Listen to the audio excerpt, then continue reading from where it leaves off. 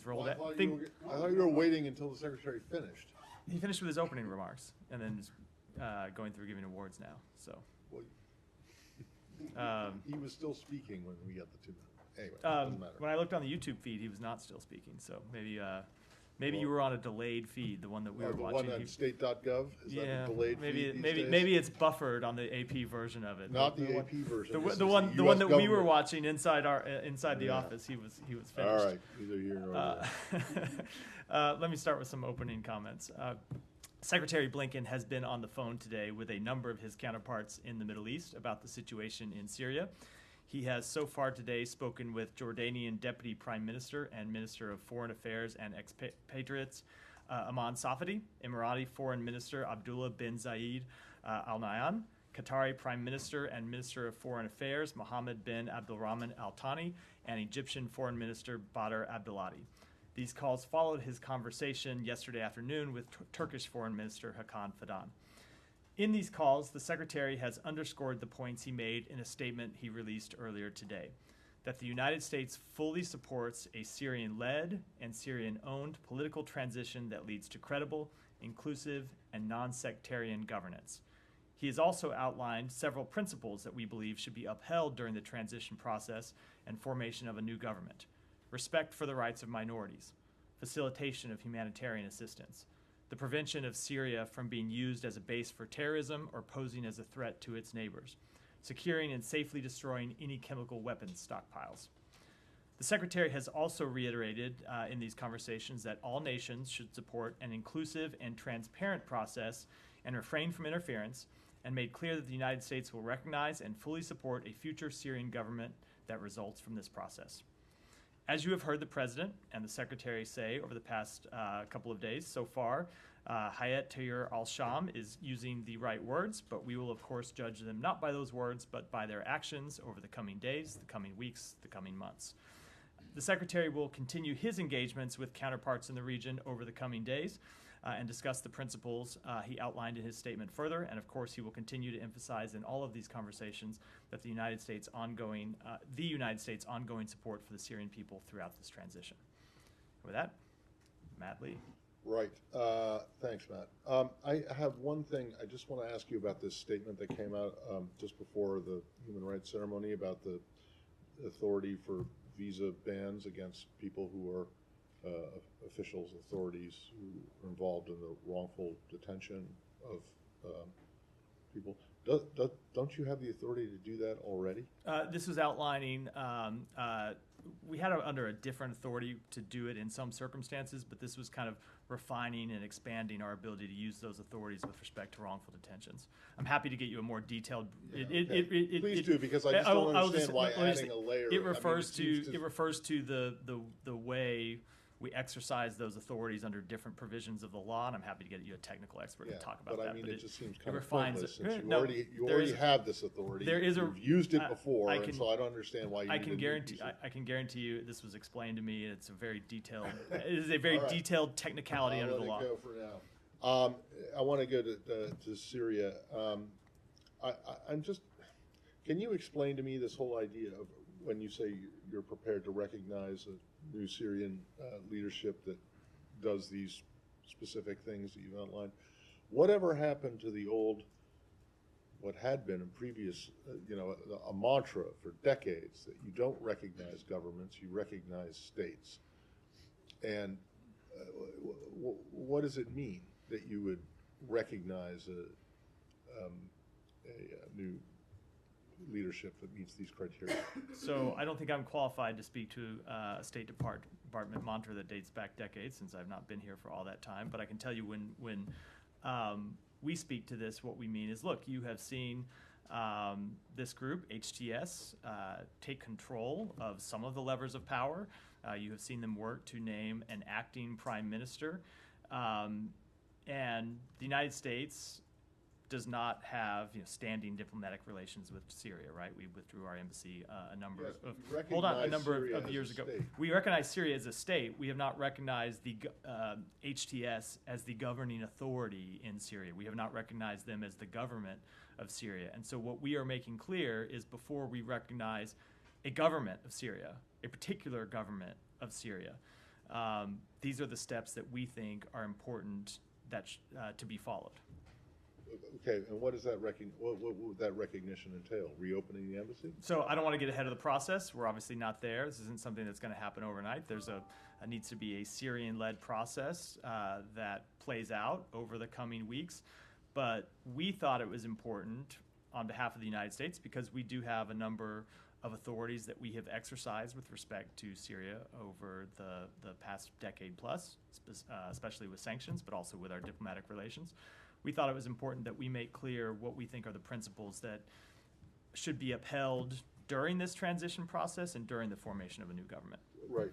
Are you aware of any other country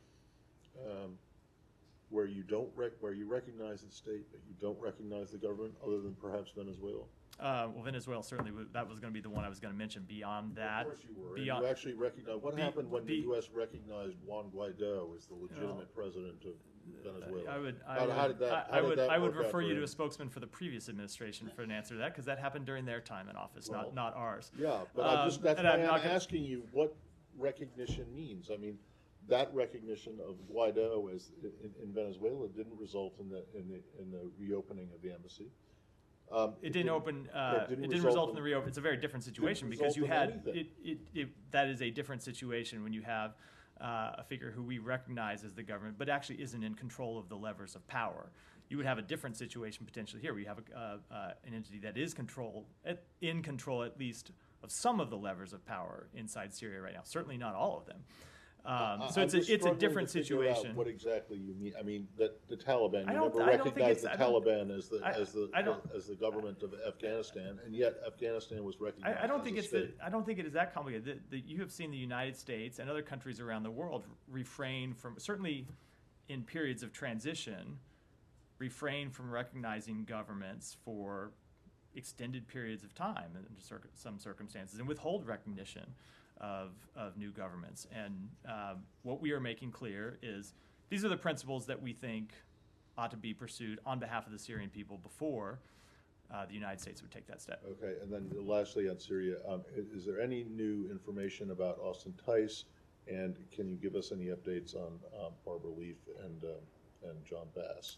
So I know Barbara and John are still in the region. I talked to them earlier today. I actually don't, I believe they're still in Jordan, but I can't, it wasn't a video conference, it was by phone, so I don't know exactly where they are, but I believe they're still in Jordan. They are still in the region. As it relates to Austin Tice, I don't have any new information to offer today.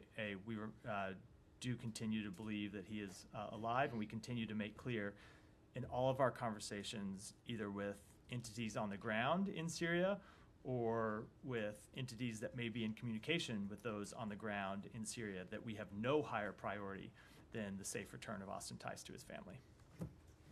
Yeah. Just wondering if you have had any direct contacts with the rebel group HTS, and if you're looking to have direct contacts with them, or are you still going through different channels, notably Turkey? I don't have any contacts to speak to from here, and I'm going to refrain.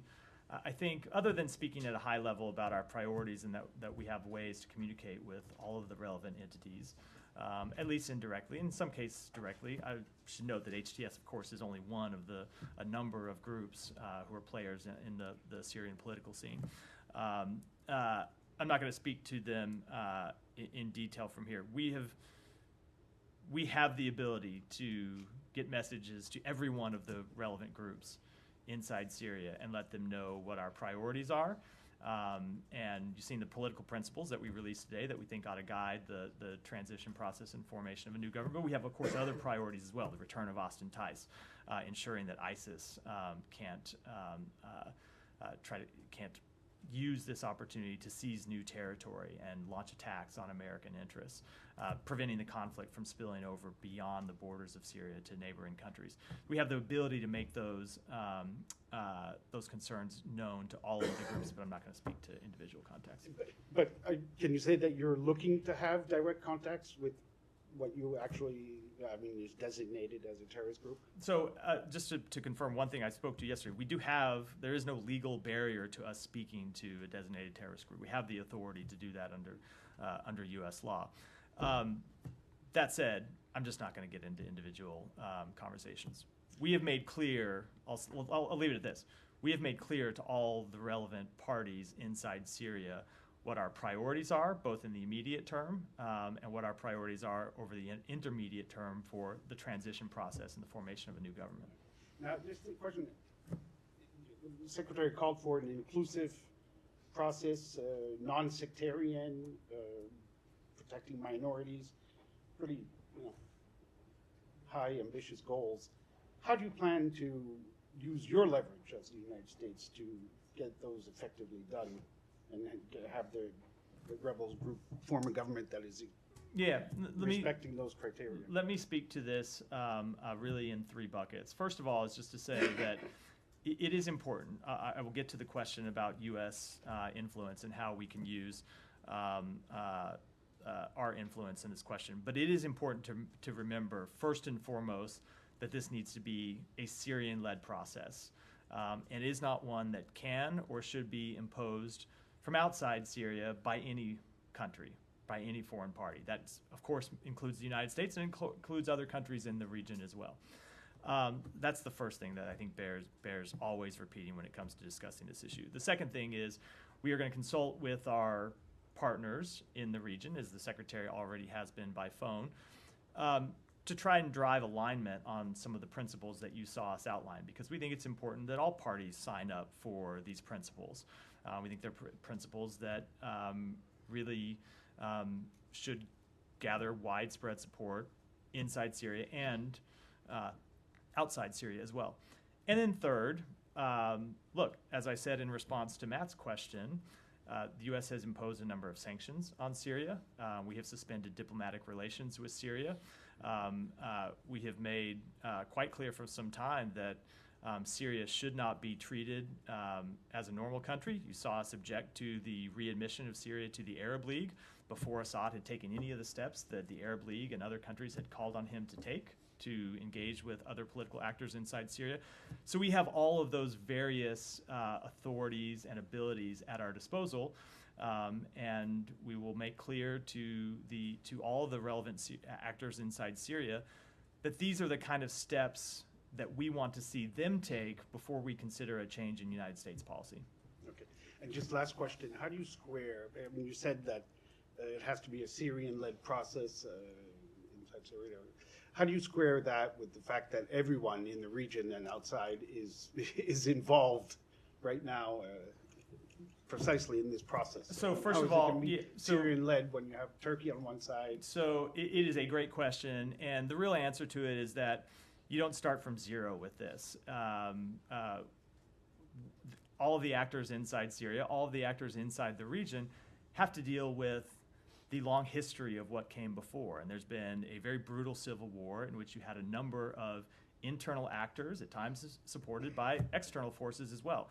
And all of that needs to be dealt with going forward. But that's why we outlined these principles, to make clear that despite everything that has preceded where we are today, what principles ought to guide the formation of a new government going forward are kind of the opposite of what Bashar al-Assad used to guide the country and led us to this situation. So respect for minorities inside the country, the facilitation of humanitarian assistance, something that we saw the Assad regime block on a number of different occasions, the prevention of Syria being used as a base for terrorism or a threat to its neighbors. All of those are principles that we think are important, as well as I said, the other countries refraining from external interference.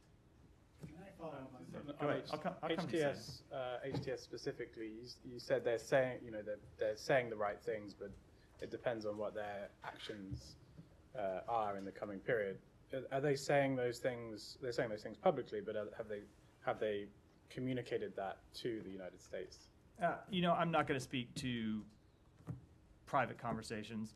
I think here's what I'll say. So, as they moved into Damascus over the coming days, the leaders of HTS have been having a number of conversations with parties in the region. Obviously, they have a long-standing relationship with the government of Turkey, but they have relationships with other countries as well. And they have been having conversations with different countries. And one of the reasons the Secretary had these series of calls today was not just to lay out the United States principles, but as he does in all of these calls, he wants to listen to what these other foreign ministers have heard in their conversations among the region. Of course, that would include what HTS is saying. Now, I'm not going to read those out publicly, but we are as well listening to hear what they say privately. But ultimately, it matters much less what they say privately and what they say publicly than what they do going forward. We have seen over the years any number of militant groups who have seized power, who have promised that they would respect minorities, who have promised that they would respect religious freedom, or would promise that they would govern in an inclusive way, and then see them fail to meet those promises. So we really do mean it when we say what's important is watching how they actually behave in the coming weeks. And so this foreign terrorist designation, HTS seems to have installed this interim leader, right, Mohammed al-Bashir. My understanding is he's been an administrator in areas that they've controlled. Does the U.S. consider him sort of part of HTS for the purposes of the terrorist designation? I don't have any assessment. I'd have to go. It would be really a fact-based assessment, and if there are people that have done it inside our department, I'm not aware of it. So I don't have any assessment of what we consider him to be or not to be. And you said it doesn't stop you from talking to people, but just to be clear, if there is a government, interim government formed with members of HTS who passed that test, there will be some limitations on how the U.S. can assist. Certainly, we're getting into the realm of hypotheticals, but certainly if an organization is designated as a designated foreign terrorist organization, we don't have the ability, no one has the ability under U.S. law to offer support for such an organization. That's different, of course, than communicating with them.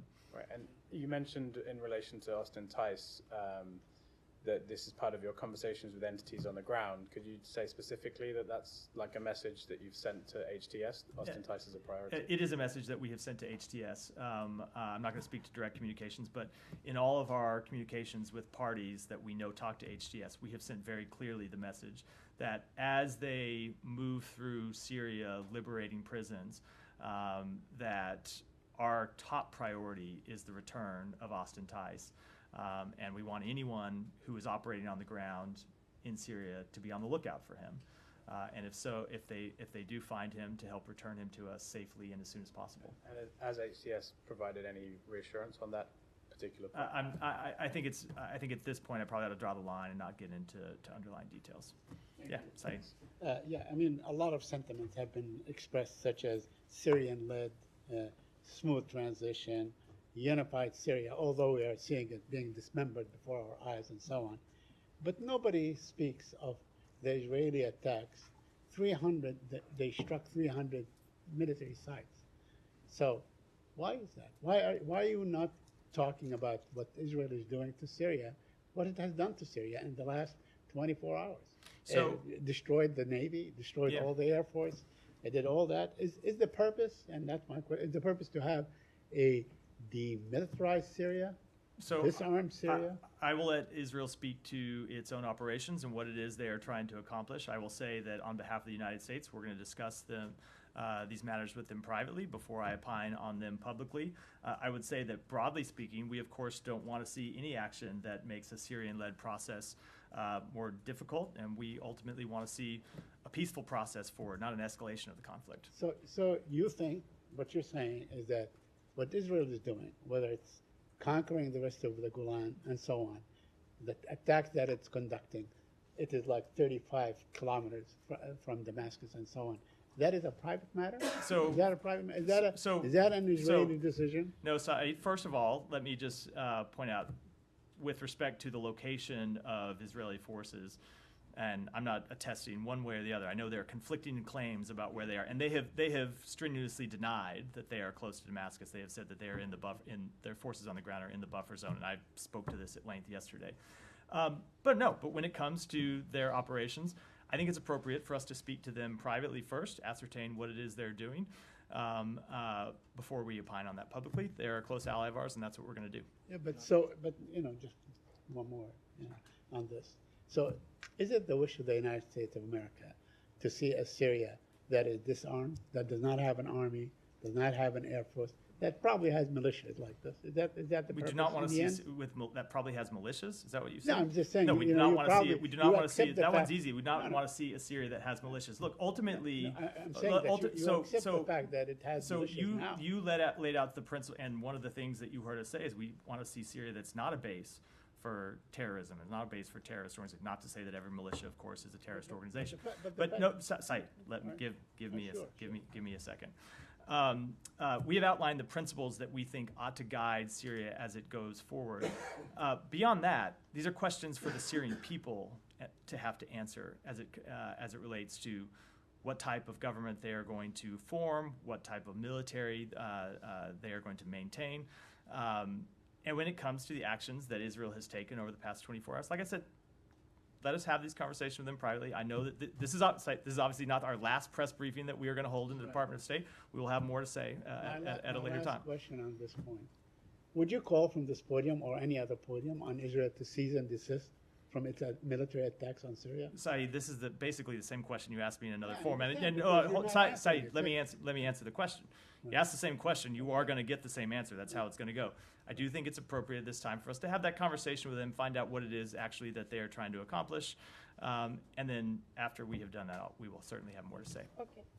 You said you wanted to talk to the Israeli privately, but Netanyahu himself said that we have destroyed 70 to 80% of the Syrian army assets. So that will set the military capabilities of the new government to decades to come. So how are they supposed to defend themselves if they have a chance to become a sovereign, stable region power in the region? First of all, my position on this has not changed from 30 seconds ago when Saeed asked the underlying question. Nadia, let me just finish. Nadia, please let me finish before I swear to you I will not interrupt the question if you pay me the same respect to not interrupt my answer. So I'm just not going to speak to an operation that we haven't had the ability to have an in-depth discussion with them about yet. I think that's appropriate. We want to learn more about what they were trying to do. We want to learn more about the facts, and then we'll certainly have more to say about it. Look, when it comes to the provision of weapons inside Syria, I don't think that one of the challenges facing people inside Syria right now is a shortage of weapons. Inside Syria, if you look at what the civil war of the last 13 years now, if anything, there has been a surplus of weapons and munition on the ground in Syria. But that said, to respond to your question, I think it's appropriate that we take our time and assess this and have more before we have more to say.